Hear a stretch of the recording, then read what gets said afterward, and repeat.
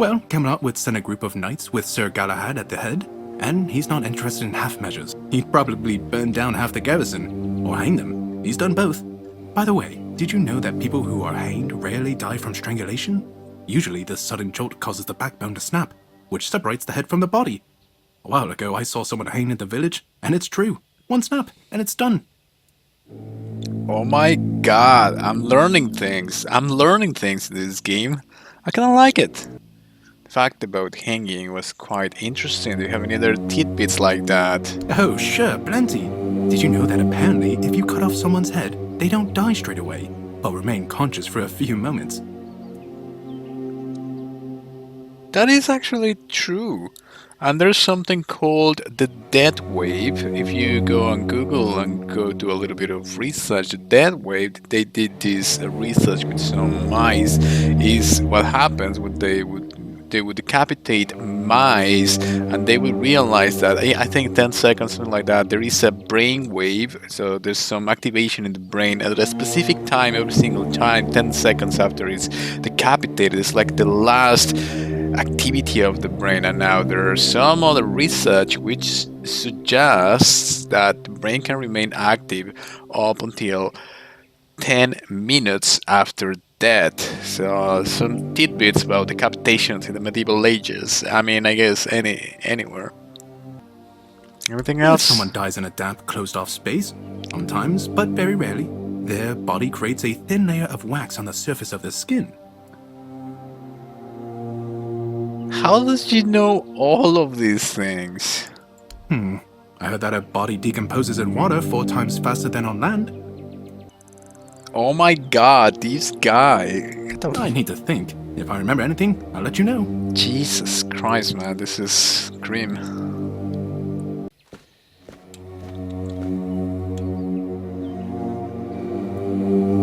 Yes? Did you find out what's been happening out there? Yes, sir. Great. A necromancer. Just what we needed. It wasn't the dark druid from the legends, was it? Nope.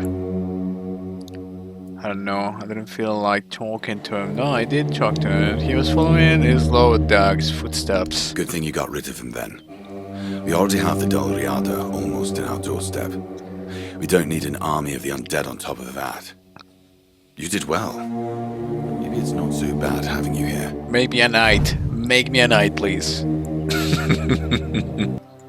It's not an easy task.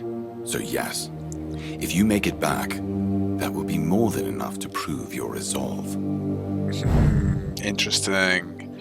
So I even forgot that I was in the business of talking to the captain because I gotta follow my fate or something of that nature. But I'm really enjoying the idea of becoming a knight with these guys. It seems that they are too thick and thin and they need soldiers and stuff, and I'm like all about soldering and using my spells and so on and so forth, slaying the undead created by the weirdness.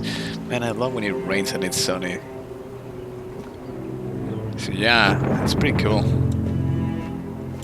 It's like what I've noticed is that even when you talk to this guy, the other guy that I saw, it seems that even when we have these like smaller side quests, they always weave them in an interesting way. They, even if it's like the smallest thing, there's no like random things. Everything has like a little bit of backstory to it. So I really like that as well.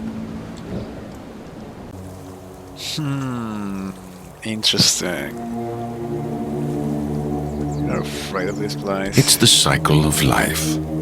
There's nothing to be afraid of. If you're afraid, it means you're struggling with something too much, my friend. Sometimes you just need to sit and look. Watch everything turn. Oh my god, that's kind of deep. Monsters here don't attack you.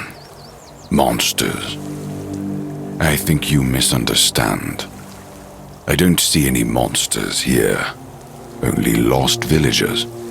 Still clinging to their home. It's sad. But as you can see, not much depends on us. The world just keeps on happening. And you happen along with it. Red Priests are responsible for the massacre of the Druids. Among others.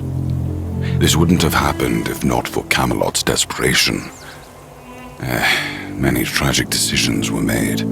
I don't know if the word was so unambiguous, or if its interpretation failed. What happened on the fields of the Charred Conclave wasn't just about the flood, my friend. It was about things and forces we don't understand. He has druidic knowledge. He also talks and looks like a druid. Okay. I'd say he is one, even though he tries to be someone else. Because helping people is a decent thing to do, my friend.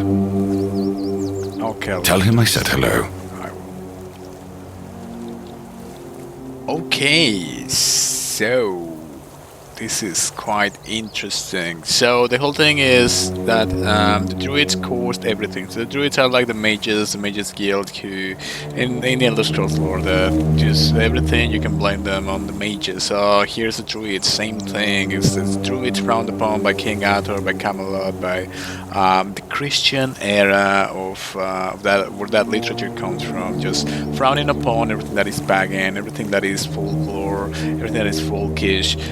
But in the game, he manages the idea of the Red Priests, and he talks about the quote-unquote word, that the word told them that they should burn these druids. So I've been asking this, will they introduce some sort of Christianity? No, I don't think they're going to introduce Christianity, but some sort of righteousness.